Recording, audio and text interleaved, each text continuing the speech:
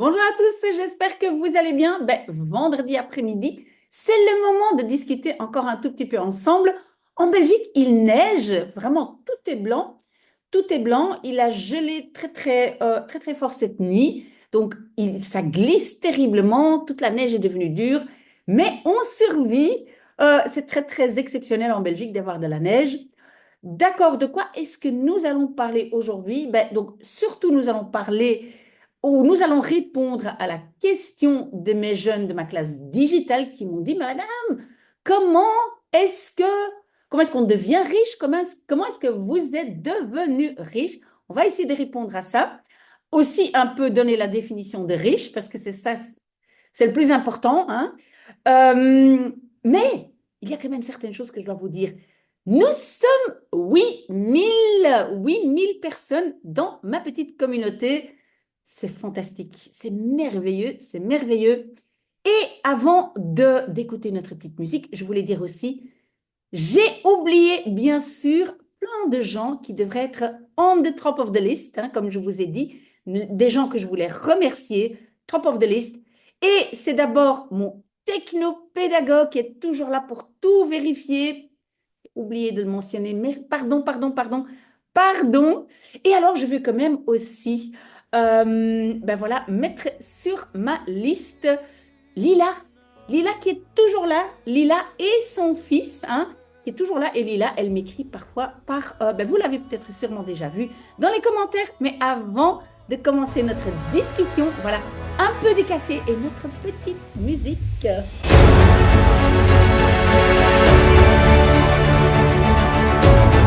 Voilà. Alors, qu'est-ce que je dois dire? Oui, je dois dire d'abord certaines choses. C'est que après cette vidéo, je vais aller voir Simon. Et rappelez-vous, j'avais dit à Simon qu'il devait quand même essayer d'améliorer un peu ce qu'on appelle la langue de l'école. Donc pour lui, le néerlandais, parce qu'il est à l'école en néerlandais. Donc j'ai acheté un petit cadeau pour Simon. Il adore le sport, il adore la boxe. Et donc, j'ai acheté pour lui, en fait, comme cadeau on va dire de Noël, de Nouvel An, j'ai acheté un livre de Mike Tyson, en fait un livre qui, je pense, raconte la vie de Mike Tyson. Et donc, je vais aller chez Simon cet après-midi, tout à l'heure, hein, quand j'ai fini cette vidéo, je vais chez Simon et je vais lui donner ce livre. Alors, je comptais aussi aller chercher les t-shirts. J'ai reçu un message, les t-shirts sont arrivés, hein, fantastique. Donc, la semaine prochaine, je vous présenterai les t-shirts, on discutera du prix des t-shirts. Et donc, l'entreprise qui s'en occupe, c'est une entreprise qui travaille de façon tout à fait écologique, hein, et le coton, et l'impression, donc l'encre et tout ça. Cette entreprise s'appelle Ink, n'est pas loin de mon bureau et donc pas loin non plus de là où Simon habite. Mais j'ai reçu un message de Peter, hein, Peter de cette entreprise Inc. Et il a dit, oui, les t-shirts sont prêts, mais ils se trouvent dans notre atelier à Schoten, hein. Schoten, je pense, c'est quelque part près de Antwerpen, je crois. Et donc, voilà, c'est un peu loin pour moi. Donc, j'ai demandé à Peter que les t-shirts reviennent à Bruxelles et donc, je vais aller les chercher. Mais donc, ça ne sera pas aujourd'hui. Alors, vous le savez aussi, chaque semaine, et j'espère que vous le faites aussi, on doit se donner un petit compliment. Un petit compliment. Et moi, qu'est-ce que je fais? Je lis un petit message qui vient de mes abonnés. Et ici, en fait, le message est plus, je vais dire, c'est un message amusant, plutôt amusant, peut-être aussi un compliment. Et donc, en fait, c'est Aquavik Clark 7438 qui m'a envoyé ce message et qui dit ceci. Merci pour votre chaîne. J'ai conseillé à une amie qui étudie dans le même CVO à Bruxelles. Donc, CVO, c'est le Centrum voor Volwassenenonderwijs. Donc, c'est un centre d'études pour les adultes. Et donc, le CVO à Bruxelles, de s'abonner aussi. Donc, elle a dit ça à une amie. Et finalement, elle est plus régulière que moi. Donc, cette amie est devenue abonnée. Bienvenue amie, je ne sais pas comment elle s'appelle, et donc elle est devenue plus régulière. Moi, je suis contente d'entendre ce genre de choses. Voilà. Et donc maintenant, vous le savez, j'ai donc une classe digitale. C'est quoi une classe digitale? Donc en fait, c'est Google Classroom, hein, c'est une application Google Classroom, et on peut mettre des personnes ensemble, on va dire dans un groupe, on appelle ça des classes. Mais donc, comme je n'ai pas mon école, je fais comme si j'ai une école, et donc il y a un groupe d'élèves qui se trouve dans une classroom. Et en fait, ce qui est très, très chouette, moi, je trouve, donc j'ai seulement des contacts virtuels avec ces jeunes, je ne les connais pas. Et ce qui est encore mieux, c'est qu'en fait, donc, ils se connectent avec leur identifiant je pense, de YouTube, enfin, d'Internet. Et donc, je ne connais pas non plus leur vrai nom. Je ne sais pas où ils habitent, je ne sais pas grand-chose sur eux. Et pourquoi c'est si intéressant, c'est qu'on peut vraiment discuter des choses sans qu'ils aient peur que, voilà, je puisse communiquer ça à quelqu'un et sans qu'ils parlent vraiment d'eux-mêmes. L'avantage est vraiment qu'ils soient beaucoup plus ouverts qu'ils le seraient si jamais ben voilà, je les connaissais dans la vraie vie. D'accord? Donc pour moi, c'est un avantage et j'obtiens des informations qui sont un tout petit peu plus authentiques, on va dire. Maintenant, donc, il y en a plusieurs qui, pendant une discussion, ont demandé, mais comment est-ce que vous avez fait? Donc, comment est-ce que vous avez fait pour ce qu'ils disent devenir riche? Il y a deux abonnés qui m'ont dit aussi ce matin, attention quand on parle d'argent, ça peut être dangereux, hein, ce n'est pas, l'argent n'a pas les mêmes connotations ou les mêmes valeurs dans toutes les cultures, mais rassurez-vous, je vais simplement parler de la façon dont moi, j'ai organisé ma vie. Et donc d'abord, je pense que je dois expliquer un peu ce que c'est être riche pour moi. À mon avis, pour les jeunes avec qui j'ai discuté, être riche, ben, c'est un peu cette image de quelqu'un qui vit à Dubaï, le grand luxe, etc. Enfin, quand même, pour certains d'entre eux, peut-être pas pour tous les jeunes, mais je pense que, voilà, il y en a qui s'imaginent ça. Moi, ce n'est pas du tout de ça que je parle.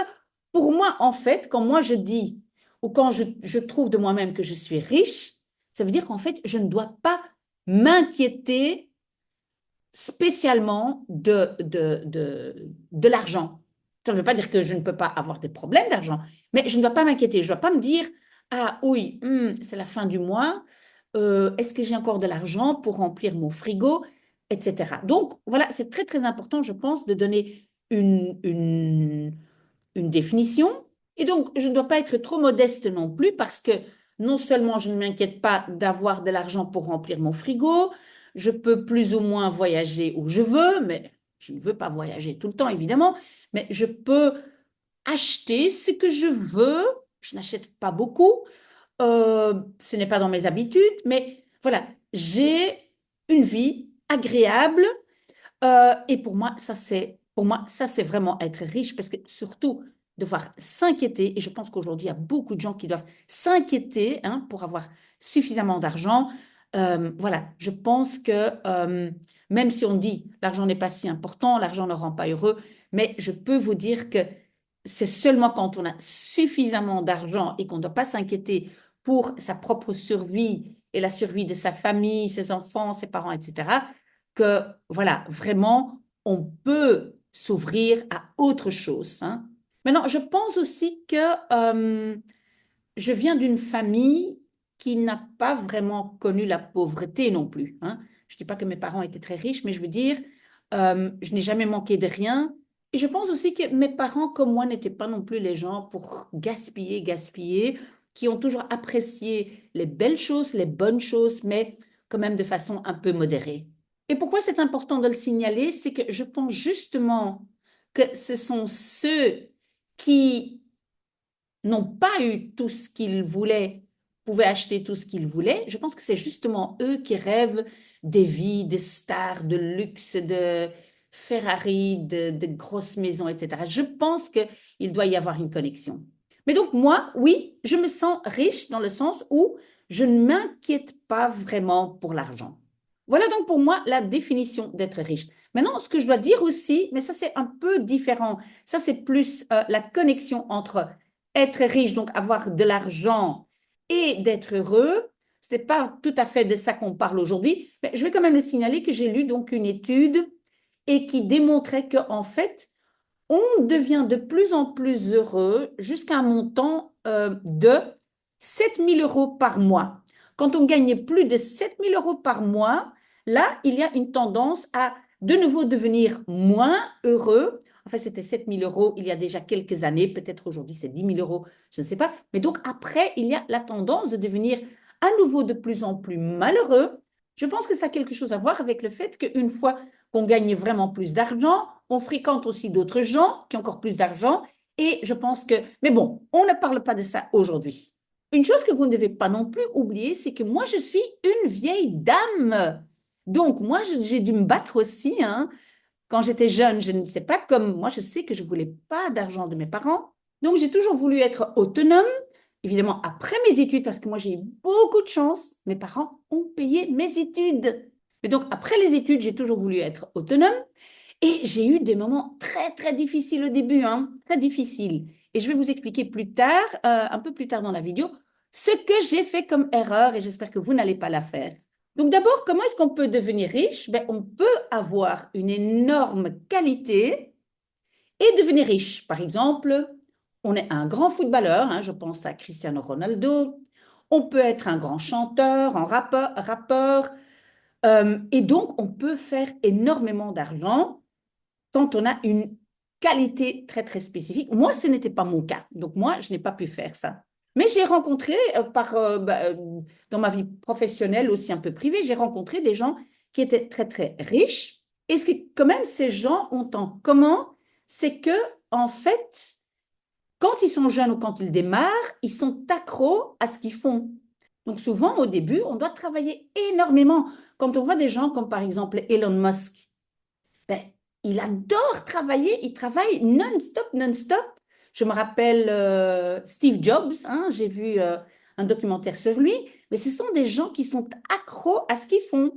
Donc, si vous n'avez pas une chose comme ça, ben voilà, c'est peut-être pas, ça, c'est pas de cette façon que vous allez réussir. Maintenant, il faut dire aussi que quand on devient vraiment très riche et très connu, il y a aussi beaucoup de dangers, hein, il y en a beaucoup qui commencent à utiliser des substances, etc. Bon, je dois faire attention à ce que je dis parce que c'est YouTube, mais regardez un peu l'affaire P. Diddy. Hein. Voilà, donc il y en a beaucoup qui tombent dans la dérive. Donc, il ne faut pas toujours être jaloux de ces gens. Mais si vous n'avez pas ça, voilà, on ne peut pas le forcer. Alors, il y a des gens, et ça, on a discuté, je suis très contente d'avoir discuté de ça avec mes jeunes, car il y en a qui ont dit, oui, madame, mais moi ou nous, parce qu'ils étaient trois, je pense, nous, on a une façon d'avoir de l'argent. Et donc, sans qu'ils l'expriment explicitement, j'ai quand même compris que, à mon avis, il y a quand même certaines activités illégales. Voilà. Maintenant, si vous voulez être dans l'illégalité, je vous conseille de d'abord regarder un film d'ailleurs qui a été fait par deux producteurs belgo-marocains. J'ai oublié leur nom, Adil et j'ai oublié. Et donc le film s'appelle Patser. Ils sont connus aussi à Hollywood, ils ont beaucoup de succès. Et donc, dans ce film, on comprend bien que oui, on peut très très vite gagner de l'argent de certaines façons, on va dire. Mais on met de la pression sur ta famille, les gens que tu aimes, peut-être ton copain, ta copine, tes enfants, ta maman, ton grand-père, etc. Donc, ça, c'est à réfléchir deux fois.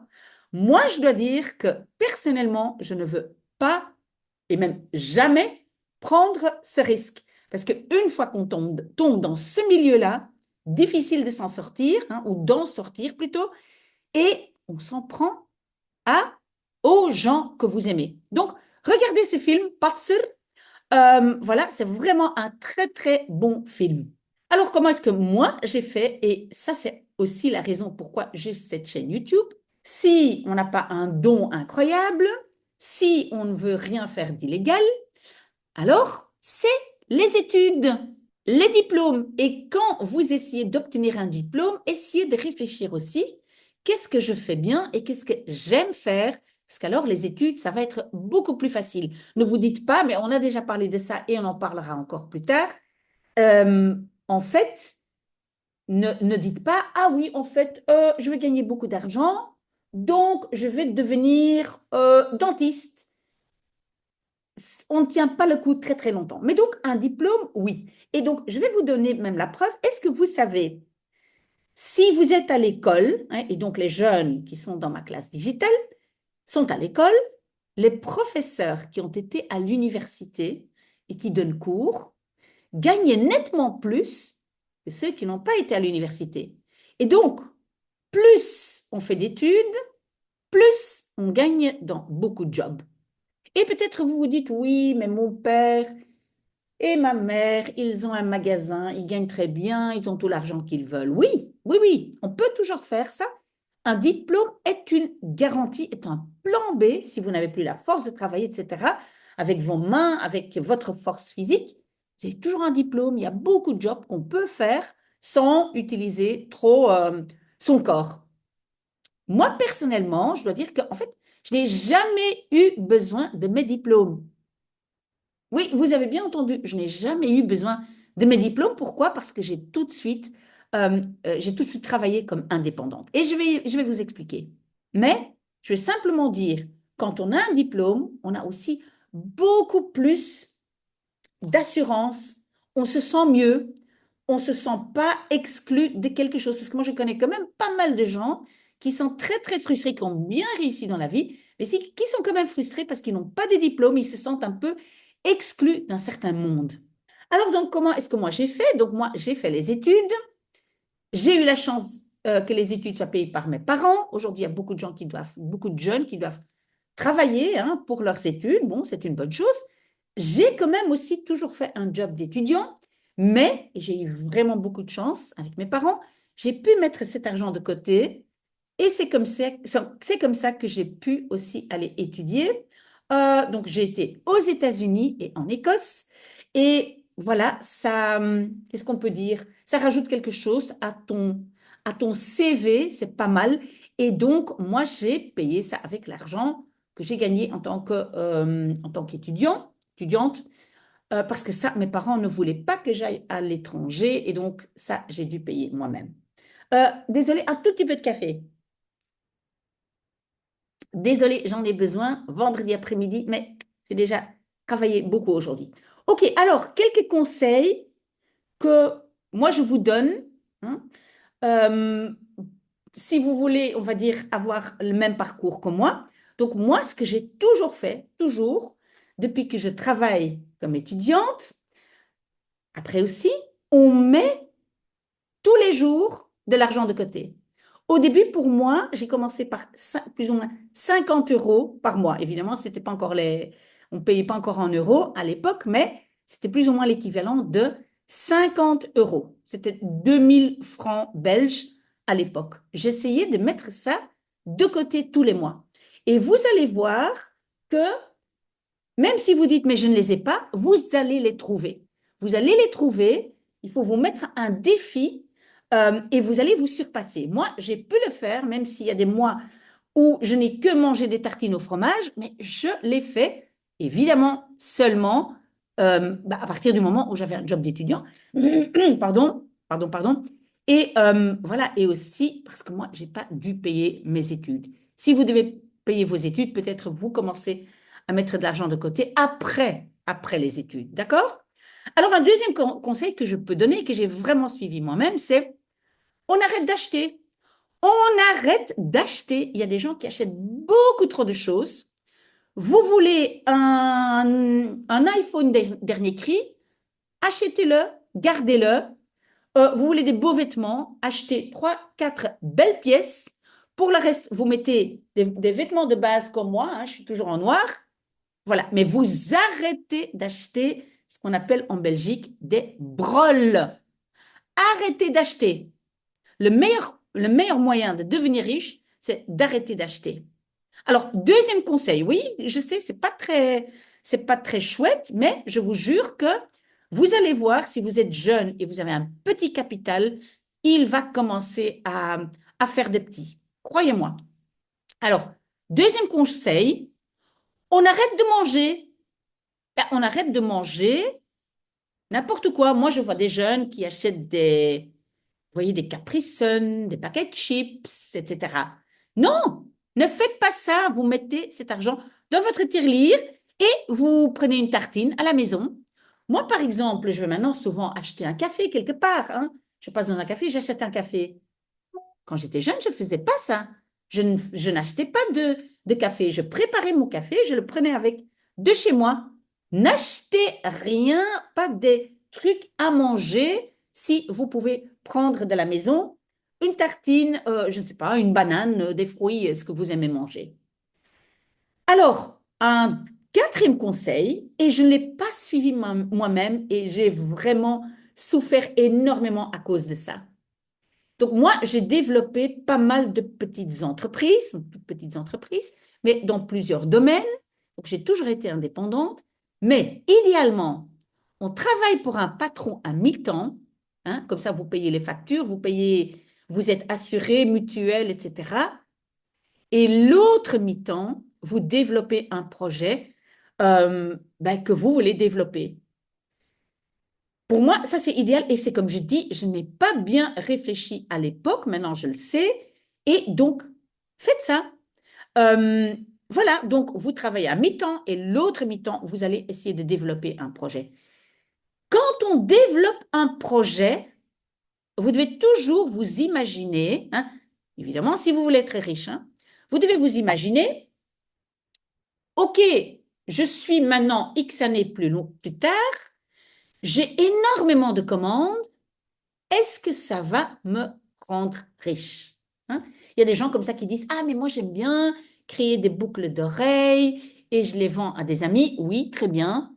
Mais si un jour on vous commande 5000 boucles d'oreilles, peut-être vous n'allez pas pouvoir suivre, vous n'allez pas pouvoir les fabriquer, etc. Donc, réfléchissez, qu'est-ce qu'on peut vendre, ou pas seulement vendre. Moi, j'ai aussi des services. Ce sont surtout des services que je vends et réfléchir ce dont les gens ont besoin. Je connais par exemple quelqu'un qui est devenu riche parce qu'il a installé comment on appelle ça encore, des distributeurs de, je ne sais pas quoi, c'est peut-être café, des distributeurs partout.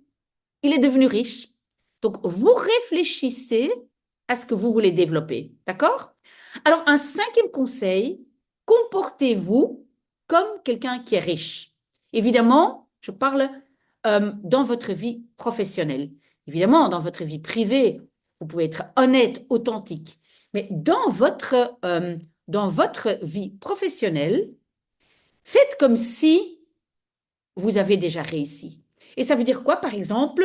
Moi, je n'ai jamais demandé à un client de demander une facture plus rapidement parce que moi, j'avais besoin d'argent. Parfois, ça a été très, très dur. Mais non, vous ne demandez pas d'argent. Vous pouvez demander, vous avez bien reçu ma facture? OK, merci beaucoup. Mais vous ne demandez pas d'argent. Et aussi, vous vous renseignez un petit peu sur les gens euh, avec qui vous êtes en contact. Par exemple, moi, je me rappelle que j'avais rendez-vous avec un client et ce client, c'est un professeur qui avait donné cours à Harvard aux États-Unis. Eh bien, moi, j'ai acheté un petit livre, je pense qu'il s'appelait, mais je ne sais plus exactement, je pense qu'il s'appelait Comment faire semblant qu'on a étudié à Harvard. Voilà, et j'ai lu ce livre et j'ai très très bien compris, mais je n'ai jamais été à cette université. Voilà. Donc, j'espère que vous avez compris. Vous vous comportez comme si vous êtes riche. D'accord. Encore un conseil, un très très grand conseil. C'est numéro 6. Apprenez des langues. Oui, vous pouvez dire, oui, madame, on n'a pas besoin, pas de néerlandais, pas d'espagnol, pas d'allemand, oui, peut-être anglais. Non, non, non, non. Si on parle beaucoup de langues, on se sent bien on est très confiant, on a confiance en soi, c'est comme j'ai dit avec le diplôme, si on a un diplôme et on parle des langues, on a vraiment confiance en soi et les gens vous respectent. Et vous, vous respectez vous-même. C'est important. On a cette confiance. Alors, je vais aller un petit peu plus vite parce que, voilà, je ne vais jamais arriver chez mon cher Simon sinon. Conseil numéro 7, je ne me profile pas comme victime. C'est très à la mode. Oh, pauvre moi. En fait, je suis une femme et c'est pour ça que je n'ai jamais réussi une grande carrière. Non, non, non, non, non. On arrête ça. On n'est pas une victime. Ce n'est pas du tout sexy. Hein. Oui, peut-être qu'il y a des gens qui vont avoir pitié de vous, mais dans la vie professionnelle, non. Ça n'a pas ça n'a pas d'attrait, ce n'est pas sexy, c'est... Voilà. Vous, évidemment, si vous avez vraiment des problèmes, vous devez parler à quelqu'un, vous devez être authentique avec vos amis, votre famille, vous ne devez pas mentir, je ne suis pas en train de dire ça, mais non, je ne suis pas une victime. Et si je suis une vraie victime de quelque chose, que moi, heureusement, je peux dire je ne l'ai jamais été, si vous êtes vraiment victime de quelque chose, ben, vous devez avoir au moins une personne de confiance et vous devez vous confier. Donc ne confondez pas, je parle bien au niveau professionnel, je ne me profile pas comme une victime. Alors, dernier conseil pour l'instant, parce que je fais beaucoup de blabla, mais dernier conseil quand même, lisez des livres.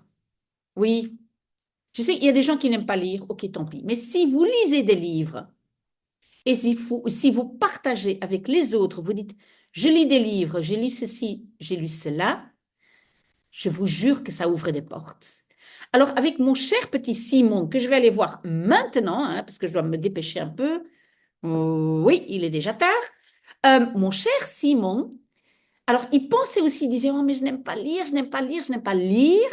Finalement, on a découvert que Simon n'aime pas lire des romans, mais il aime lire des biographies, ou peut-être aussi des autobiographies, mais des biographies. Il aime lire sur des gens, par exemple, ici, il aime bien lire des biographies des gens, des grands sportifs. Voilà. Ça peut être n'importe quoi, mais lisez et partagez avec les autres que vous aimez lire et que vous lisez. Je peux vous dire, je ne vais pas en dire plus, mais ça ouvre les portes.